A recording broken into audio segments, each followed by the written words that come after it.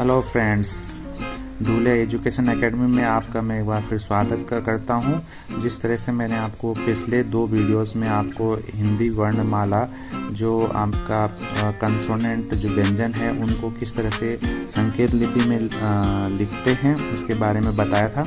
आज मैं आपको एक बार फिर से जो है पूरी जो व्यंजन माला है, जो हिंदी वर्णमाला की जो व्यंजन है जो संकेत लिपि में हिंदी आशुलिपि में लिखे जाते हैं उसके बारे में आपको पूरा एक वीडियो में बताने जा रहा हूं, ताकि आपको एक साथ जो है समझ में आ जाए पूरा वीडियो, और ताकि आप बार बार इसकी प्रैक्टिस करें और आपका हाथ इसमें सेट हो सके, ताकि आगे आपको कोई दिक्कत ना हो।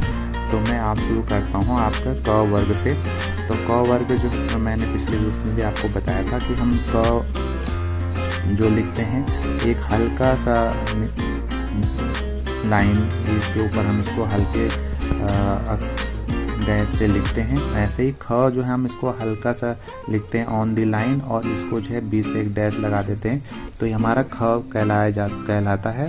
ऐसे ही ग जो है हमारा एक डार्क ऑन दी लाइन हम इसको लिखते हैं, और घ जो है ऐसे ही हम इसका डार्क में लाइन लिखेंगे, लाइन के ऊपर एक डैश के रूप में लिखेंगे और इसको बीच में से एक डैश लगा देंगे, तो इसमें जो है हमारा घ कहलाएगा।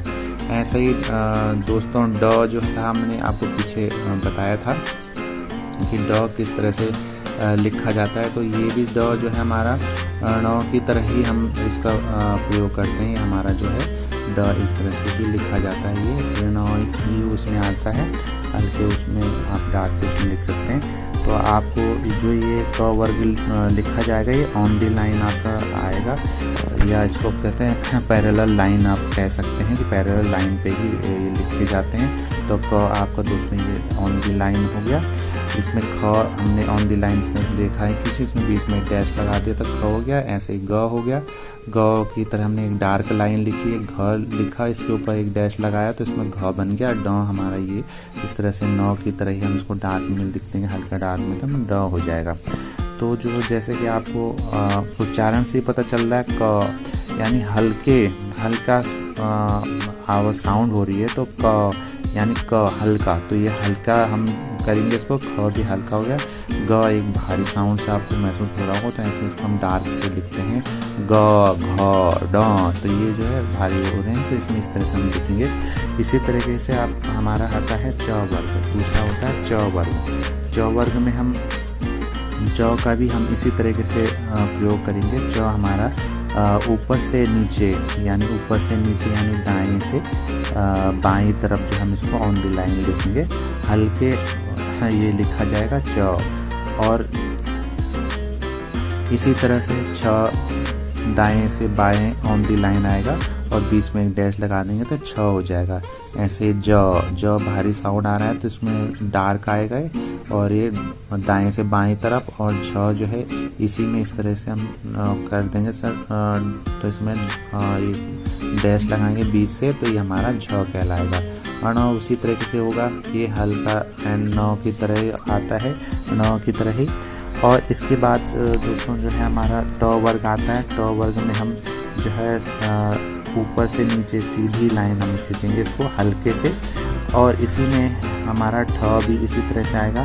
ठ हल्के से लाइन से सीधी लाइन से होगा, और इसमें बीच में डैश लगा देंगे तो डिफरेंस में हो जाएगा ट ठ। और इसके बाद ड हमारा इस तरह से आ जाएगा, ड यानी डार्क वाला ड आ गया इसमें, तो ड, और इसके बाद ढ इस तरह से आ जाएगा, बीच में हम इसमें डैश लगा देंगे एक, तो ये 10 डैश लगेगा बीच से, बीचों बीच में, तो ये हमारा ढ कहला जाएगा। ण फिर हमारा उसी तरीके से आ जाएगा, न के ऊपर न, सेम वही चीज़ें आती रहती हैं, बार बार रिपीट हो रहा है, तो इसी तरीके से आएगा। ये आप जो प्रैक्टिस करेंगे उसी हिसाब से आपके समझ में आ जाएगा। इसी अर्थात त वर्ग में हम दोस्तों जो हमारा ये कर्व बोलते हैं इसको, जैसे गोला होता है इसको दायां और बायां हिस्सा जिसका आप मान लीजिए इसका, तो हम इसको त को हल्के उससे ऑन द लाइन दाएं से बाएं और बाएं से दाएं हम इसको लिखते हैं, तो ये हमारा त कहलाता है।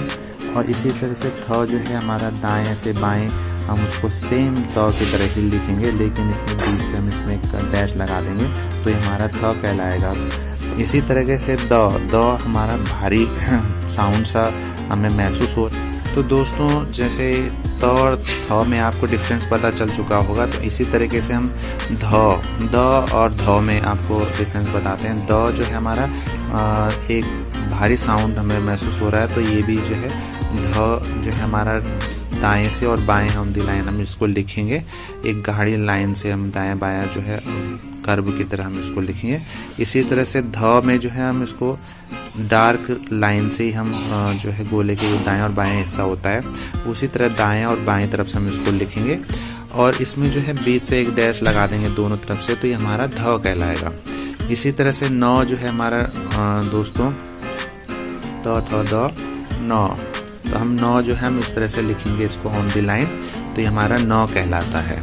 इसी को हम जो है उल्टा अगर ऑन द लाइन हम इसको लिख देते हैं इस तरीके से और इसको बीच से काटते हैं, इसको आपको साफ दिखाई नहीं दिया होगा, पहले मैं दोबारा बता देता हूँ। नौ जो है ऊपर से नौ जो है ऑन द लाइन हम ऐसे लिखेंगे इसको इस तरीके से, तो नौ कहलाएगा। और इसी को हम उल्टी तरफ से लिखेंगे और इसके ऊपर एक डैश लगा देंगे तो हमारा न कहलाएगा। इसी तरीके से नेक्स्ट आ गया दोस्तों हमारा प वर्ग। प वर्ग में जो है बाएं से हम एक लाइन सीधी लाइन खींचेंगे, तिरछी लाइन खींचेंगे तो हल्की लाइन होगी ये प, और इसी तरह से फ के लिए भी हम हल्की तिरछी लाइन बाएं से जो है दाहिनी तरफ खींचेंगे और उसको बीच से डैश लगा देंगे तो ये हमारा फ कहलाएगा।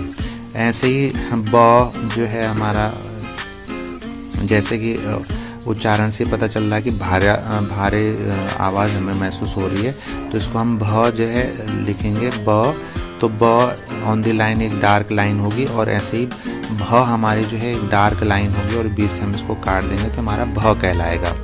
और इसी तरह से जैसे हमने ऊपर आपको नौ का बताया था, ऐसे ही हम म को भी लिखेंगे, लेकिन म जो है इस एन का जो है उल्टा होगा नौ का। ऐसे ही हम इसको इस तरह से इस तरह से बनाएंगे तो ये हमारा म कहलाएगा। और इसको दोस्तों हम नीचे से ऊपर की तरफ इस तरह से बनाएंगे और बीच से काट देंगे तो ये हमारा म कहलाएगा। ये सब आप जब आगे चल के आपकी प्रैक्टिस होगी तो आपकी समझ में अच्छी तरीके से आएगा।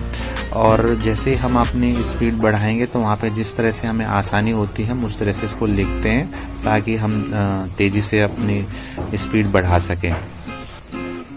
इसी तरह से दोस्तों य जो है हम लिखेंगे नीचे से ऊपर की तरफ हम इसको बनाएंगे तो ये हमारा य कहलाएगा।